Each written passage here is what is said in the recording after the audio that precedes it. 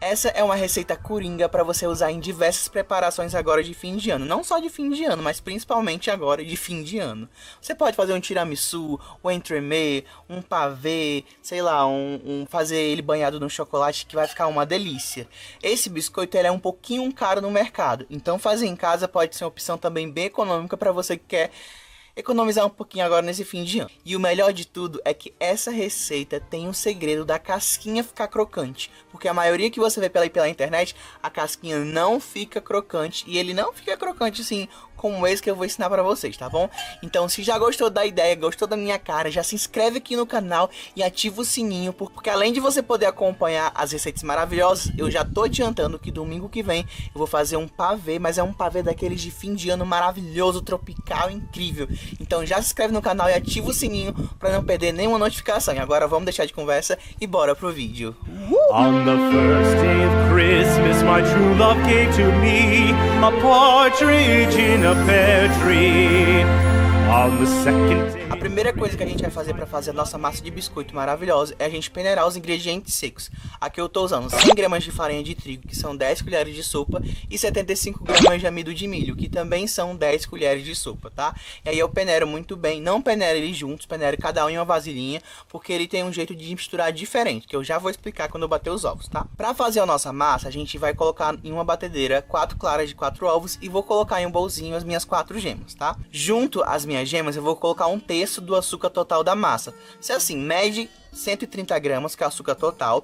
E aqui você vai fazer, você vai pegar um terço dessa mistura, meio a olho mesmo, e vai colocar nas suas gemas, tá? E o resto reserva para colocar junto com as claras. Mas calma aí, tá? Depois do açúcar eu também coloco meia colher de sopa de extrato de rum, que eu tô viciado nesse extrato de rum, porque ele é muito gostoso. Mas você pode usar extrato de baunilha, extrato de laranja, qualquer extrato gostoso que você tiver aí, ou essência, pode usar qualquer um, tá bom? E aí eu vou misturar até essa mistura ficar esbranquiçada e ficar super leve. É aquele mesmo ponto de fita, sabe, que eu ensinei lá no vídeo do bolo de frutas de Natal. Se não assistiu, clica aqui pra tu ver, porque é incrível esse bolo. E é o ponto de fita perfeito, que é aquele que você levanta do batedor e a sua massa, ela liga do batedor até a tigela, formando mais ou menos como se fosse uma fita, né?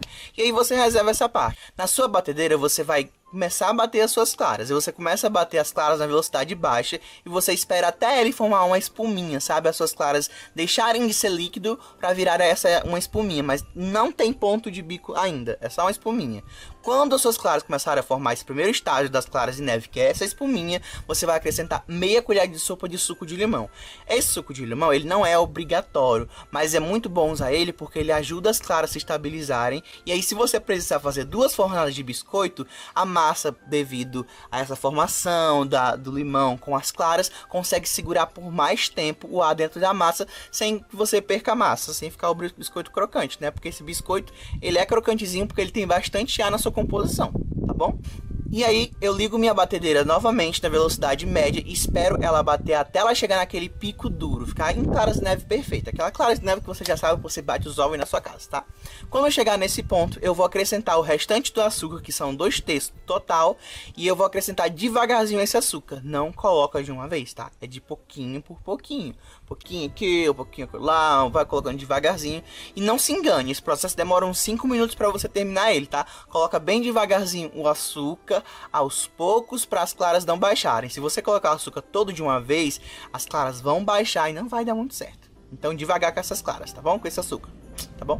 Quando você terminar de acrescentar o açúcar, você liga sua batedeira em velocidade máxima e deixa até ele dissolver assim completamente, sabe, das claras, ficar super lisinho e ficar bem bonito, ficar nesse pico duro maravilhoso. Ah, detalhe, gente, aqui eu tô usando açúcar refinado, tá? Não é bom você usar açúcar cristal, porque o cristal ele não vai se dissolver completamente, tá bom?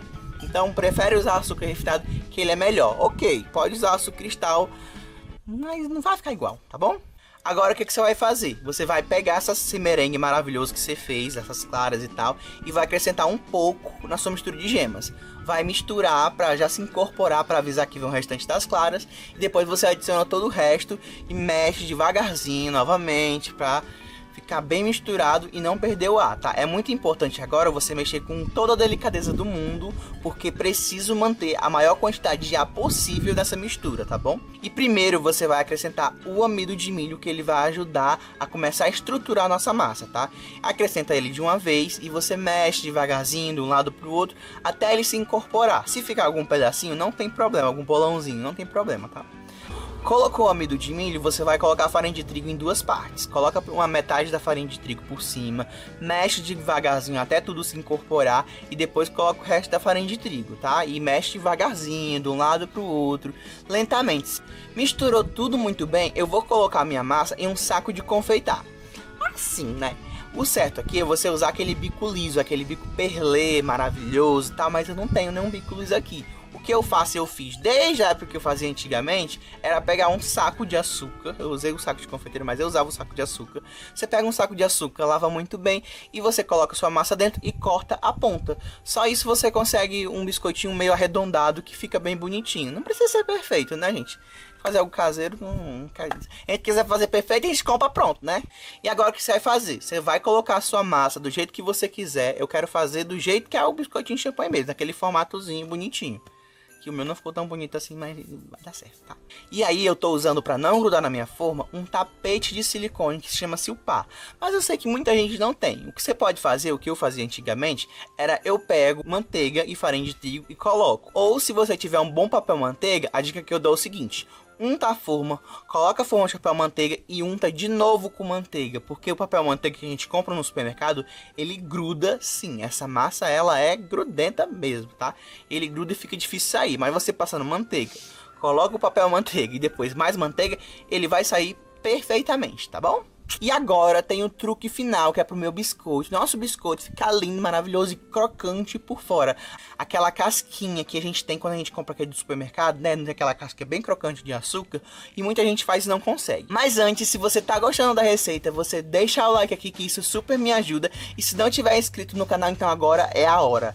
Chegou a hora de se inscrever no canal. Se inscreve aqui embaixo e ativa o sininho para não perder nenhuma notificação. Aproveita, se fizer, posta a foto e marca lá no Instagram ou lá no Facebook. Aproveita e me segue por lá também. No Instagram sou dog.cakes e no Facebook eu também sou Melô da Confeitaria, tá bom?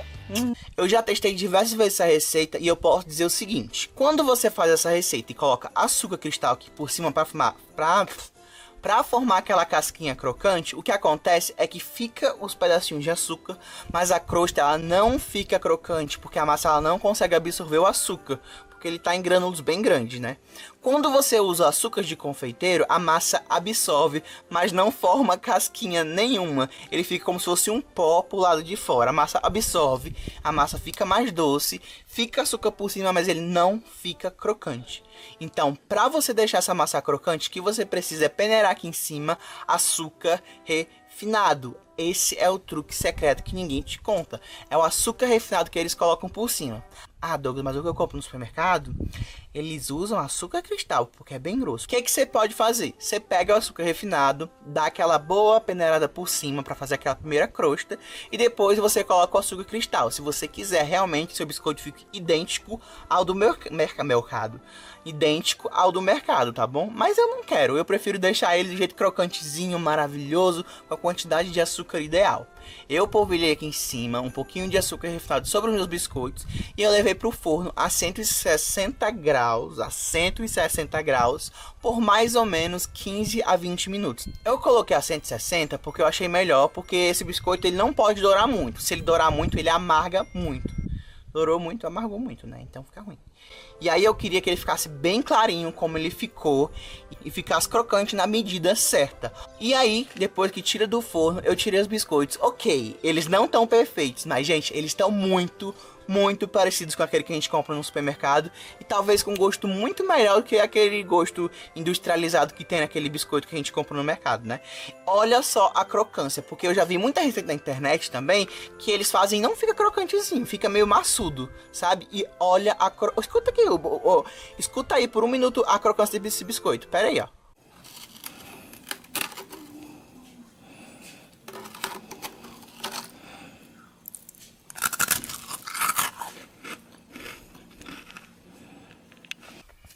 não tem receita melhor que essa para biscoito champanhe, eu tenho certeza. E é engraçado que a primeira versão desse biscoito, que é usado em tiramisu, ele é um biscoito macio, ele não é um biscoito crocante. Aí eu acho que a dona Balduco que inventou essa história de ele ser crocante, e a gente gosta, né? Eu, por exemplo, adoro essa crocância dele, tá? Eu espero muito que vocês tenham gostado. Eu conto com vocês aqui no próximo vídeo, que é domingo, tá bom? E um beijo pra todo mundo. Faz esse biscoito, se fizer me marca, me ama. Vamos se amar pelo Instagram. Deixa um comentário aqui embaixo pra mim. Tem alguma dúvida? Comenta aqui embaixo que eu vou responder, bebê. Um beijo e até domingo com o vídeo do pavê, que eu vou usar esses maravilhosos biscoitos champanhes incríveis. Beijo, tchau!